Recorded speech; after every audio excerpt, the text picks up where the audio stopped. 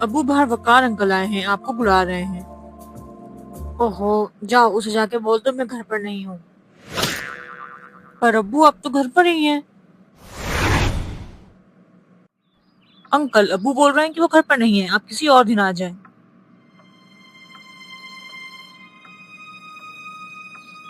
ٹھیک ہے، میں چلتا ہوں۔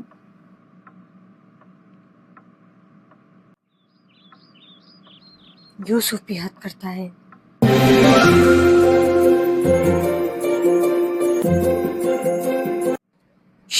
سب خاموش ہو جائیں۔ عبداللہ، ٹیسٹ پیپر میں تمہارے بابا کے سگنیچر نہیں ہیں۔ آپ نے گھر پہ اپنا ٹیسٹ پیپر نہیں دکھایا؟ ہاں، وہ بابا گھر پر نہیں تھے ٹیچر، اس لیے۔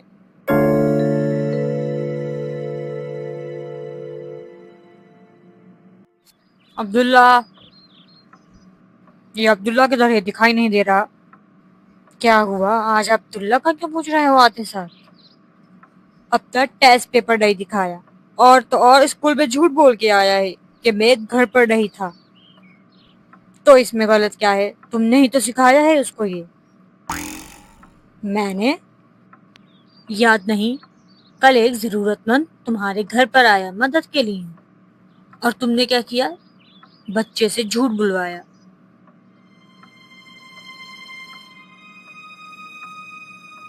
جو بچوں کو سکھاؤ گے وہ وہی تو کریں گے۔ آپ ٹھیک کہہ رہی ہیں۔ حد کر دیتے ہو یوسف۔ آپ کو بھی پتہ چل گیا کہ میرے اسکول میں ٹیسٹ خراب ہوا ہے؟ نہیں، مجھے تو یہ پتا چلا ہے کہ تم اسکول میں جھوٹ بول کے آئے ہو۔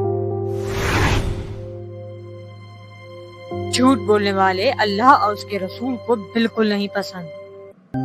میں ڈر گیا تھا۔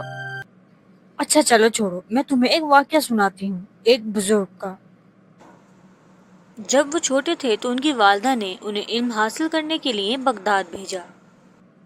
رخصتی کے وقت ان کی والدہ نے انہیں 40 دینار ایک کپڑے کی پوٹلی میں سل کر دیے اور نصیحت کی، بیٹا ہمیشہ سچ بولنا، جھوٹ کبھی نہ بولنا۔ سفر کے دوران انہیں ڈاکوؤں نے آ گھیرا۔ جب اس بچے سے پوچھا کہ تمہارے پاس کیا ہے تو انہوں نے کہا 40 دینار۔ انہیں لگا کہ یہ بچہ مذاق کر رہا ہے۔ بار بار پوچھنے پر جب یہی جواب ملا تو سردار نے حکم دیا کہ تلاشی لو۔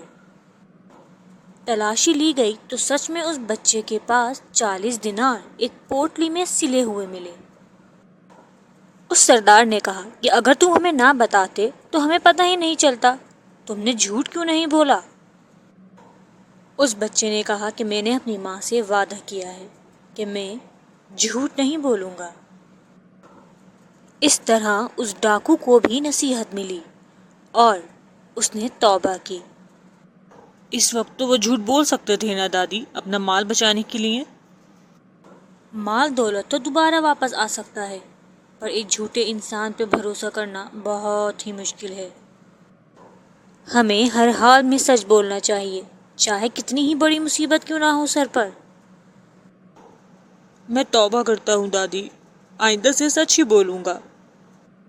جھوٹ بول کر تو مجھے بھی اچھا نہیں لگ رہا۔ تو پھر خوش ہو جاؤ، یہ تو مومن کی نشانی ہے۔ جب بھی کوئی مومن برا کام کرتا ہے تو اسے خود ندامت ہوتی ہے اس کام پر۔ میں وعدہ کرتا ہوں دادی، اب میں بس سچ ہی بولوں گا۔